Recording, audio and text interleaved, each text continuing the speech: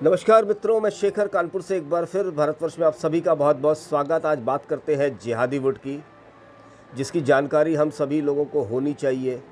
किस ढंग से इस जिहादी वुड ने, इस दाऊद वुड ने, इस उर्दू वुड ने, इस कराची वुड ने हम लोगों के मन मस्तिष्क पे भारत के साथ जो बलात्कार किए हैं, अनजाने में, नासमझी में, जो हमने अभी हमारी आने वाली जनरेशन को ये बॉलीवुड जो दे रहा है, वो पूरे समाज का, पूरे भारतवर्ष का इस्लामाइजेशन, इस्लामीकरण करने की एक कोशिश मात्र है।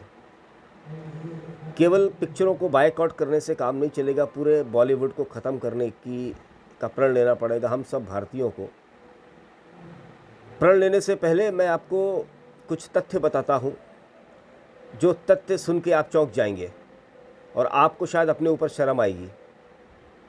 वो तथ्य ये है, अभी 2018 में बॉलीवुड, जिसको मैं जिहादी वुड बोलता हूँ, उसने एक मूवी बनाई। उस मूवी का नाम था गोल्ड, जिसके मुख्य किरदार में थे अक्षय कुमार। ये मूवी हम लोगों ने देखी और कई क्रिटिक्स ने बोला ये बड़ी राष्ट्र प्रेम से ओतप्रेत है, लेकिन आप समझिए, ये एक सच्ची घटना पर आधारित एक पिक्चर थी, एक फिल्म थी, जिसकी पृष्ठभूमि 1948 लंदन ओलंपिक्स की थी। जब भारत नया नया स्वतंत्र हुआ था या पावर ऑफ ट्रांसफ़र किया गया था, उस समय जब हमारे बापू सो कॉल्ड महात्मा गांधी और हमारे चच्चा जवाहर, इनकी औकात नहीं थी कि लंदन में जाके अपने देश का तिरंगा फहराएं और वहाँ पर राष्ट्रगान करके आए। तब लंदन ओलंपिक के अंदर भारतीय हॉकी टीम ने जो काम किया, उसने लंदन में ब्रिटेन को फाइनल में हराया और भारत का तिरंगा लहराया और उन गोरों ने भारत का राष्ट्रगान पूरे विश्व ने पहली बार लंदन में सुना। ये घटना की पृष्ठभूमि हम सब भारतीयों के लिए कितनी महत्वपूर्ण है, इसको बताने की ज़रूरत नहीं है। आपने समझ लिया होगा ये घटना कितनी महत्वपूर्ण है। इस घटना की जब ये जिहादी वुड मूवी बनाता है, एक सच्ची घटना पर आधारित, तो कैसे इस्लामीकरण का ये खेल करते हैं, कैसे ये मीठा जहर जिहादी हमारे और हमारे आने वाली जनरेशन बच्चों के दिमागों में ये जहर बोते हैं, इसको हमको आपको समझना और सुनना बहुत ज़रूरी है। जो उस समय के हमारे महानायक थे, उनका नाम था किशन लाल जी।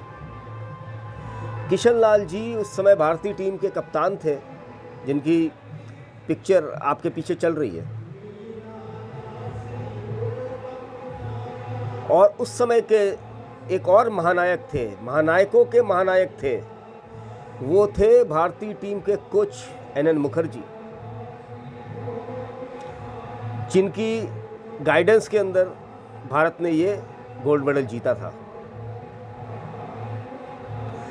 अब इस जिहादी वुड ने किया क्या, जब इस सच्ची घटना पर आधारित इन्होंने फिल्म बनाई, तो इन्होंने सबसे पहला जो काम किया, जो हमारे महानायक थे किशन लाल जी, उनका नाम बदल दिया।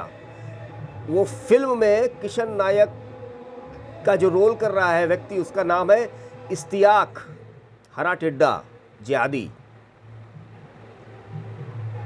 मतलब आपके महानायकों का पहले तो सच्ची घटना, जब सच्ची घटना में फिल्म बनती है तो नाम भी सच्चे रखे जाते हैं। महेंद्र सिंह धोनी बनी, उसमें जो हीरो का ना, सुशांत सिंह राजपूत जो किरदार कर रहे थे, उनका नाम महेंद्र सिंह धोनी ही था, क्योंकि वो हमारी मेमोरी में था। उसके साथ ये छल कपट नहीं कर सकते थे। और दूसरा मिल्खा सिंह के नाम पे पिक्चर बनी, वो सब भारत की मेमोरी में थी और ख़ासतौर से पंजाबियों की मेमोरी में थी। उसमें अगर ये कोई हरा टिड्डे का नाम रख देते तो इनके बाल नोच लिए जाते। लेकिन 1948 की बात थी, तो इन जिहादियों को, इन दाऊद वुडों वालों को ये लगा कि भारत की जनता तो बेवकूफ़ है, वो इस घटना को कहाँ याद रखेगी। तो उन्होंने सबसे पहले हमारे आपके नायक का नाम एक हरे टिड्डे के नाम पे रख दिया। और दूसरा, जो एक किरदार कोच का था तपन दास, जो उस किरदार का नाम मूवी के अंदर है, उसको दिखाया गया कि वो एक अल्कोहलिक है, वो शराब पीते हैं और कई बार इतनी शराब पीते हैं कि सड़क पे गिर जाते हैं, और सड़क पे गिरने के बाद जब वो घर पहुंचते हैं तो उनकी पत्नी उनको गाली देती है, उनको मारती है। उस महानायक का, मिस्टर मुखर्जी का, जिनकी कोचिंग में भारत ने 3 बार गोल्ड मेडल जीते, उस महानायक का इस गोल्ड पिक्चर के अंदर इस छोटा जिहादी फरहान अख्तर ने कैसे उसके चरित्र के साथ बलात्कार किया आपके महानायकों के साथ, हमारे महानायकों के साथ में, आप इसकी कल्पना करिए। इस फरहान अख्तर, ये हमारे महानायकों को का चरित्र हनन एक मूवी के अंदर ऐसे कैसे कर सकता है। और आपको जाके आश्चर्य होगा, जो मिस्टर एनएन मुखर्जी थे वो लखनऊ के रहने वाले थे। अब पूरे लखनऊ में जो भी उनके जानने वाले हैं, आप उनसे जाके पूछें, आपको मालूम पड़ेगा एनएन मुखर्जी साहब ने कभी शराब को छुआ ही नहीं। कितने घिनौने हैं ये जिहादी वुड, ये कितना घिनौना है ये फरहान अख्तर। उसके बाद में जो मूवी में उनके बारे में दिखाया गया, उसकी पत्नी उनको गाली देती है और मारती है। आपको जाके आश्चर्य होगा।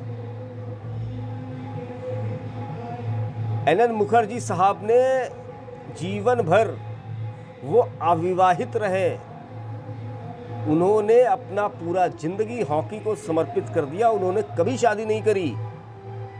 और इन भांड जिहादियों ने, फरहान अख्तर जैसे जिहादियों ने, जिहादी वुड ने उनका जिस ढंग से गोल्ड पिक्चर के अंदर चरित्र हनन किया है,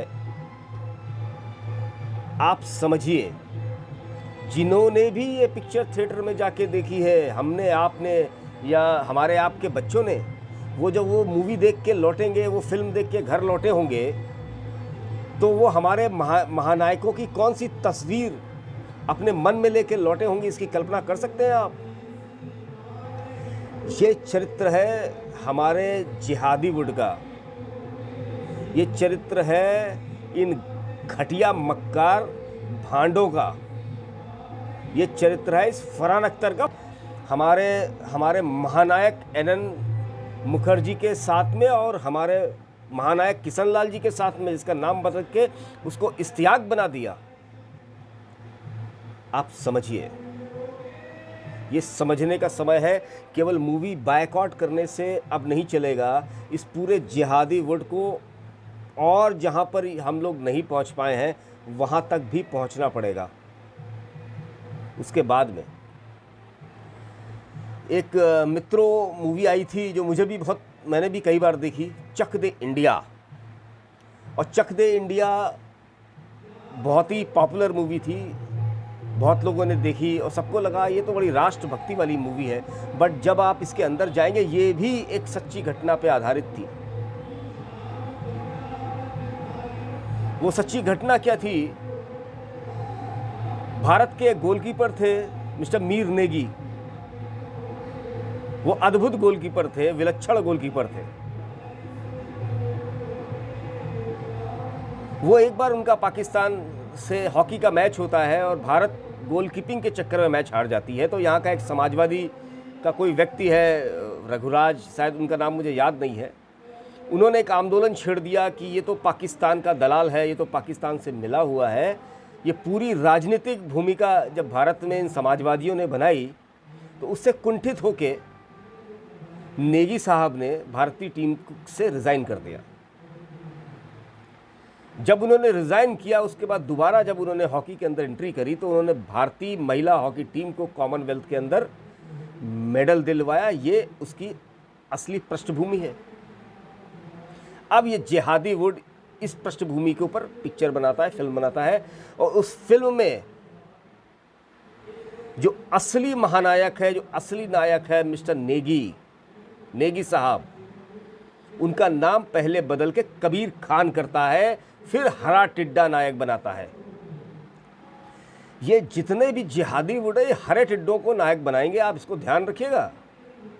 कबीर खान बनाता है जिसका किरदार एक जिहादी शाहरुख खान कर रहा था, जो आईएसआई पाकिस्तान का दलाल है।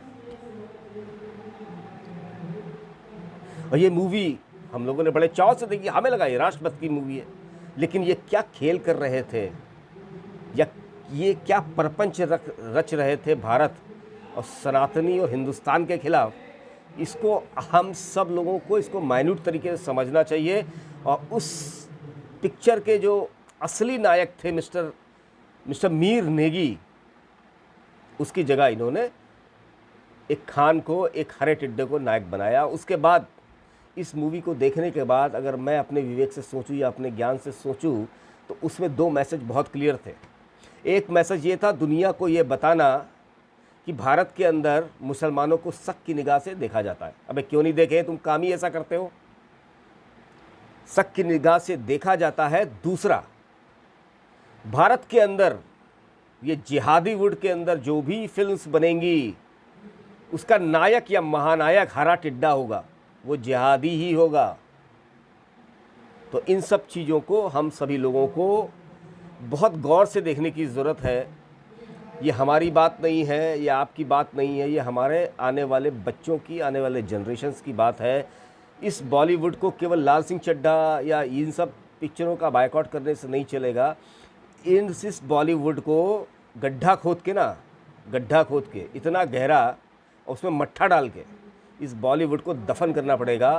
क्योंकि ये बॉलीवुड पिछले कई दशकों से, शुरुआत के कई दशकों से वामपंथियों के हाथों में रहा, जिसने भारत की पारिवारिक व्यवस्था को तहस-नहस करने की कोशिश करी, हमारे समाज को तोड़ने की कोशिश करी। उसके बाद 90s के बाद ये बॉलीवुड, ये जिहादी वुड आज की तारीख में जिहादियों के हाथ में है। हमें इससे सतर्क रहने की ज़रूरत है। हमें इसके हर कैरेक्टर में, हर इसके थीम को समझने की ज़रूरत है, क्योंकि ये मीठा जहर धीरे धीरे हमारे मनों में डालते हैं, जिसका एहसास हमें उस समय नहीं होता, लेकिन लॉन्ग टर्म में ये वही करते हैं जो इनको करना है। अगर ये वीडियो और इन्फॉर्मेशन आपको अच्छी लगती है तो इस वीडियो को 10 लोगों तक ज़रूर शेयर करें। आप लोगों का बहुत बहुत धन्यवाद। भारत माता की जय। जय श्री राम। वंदे मातरम।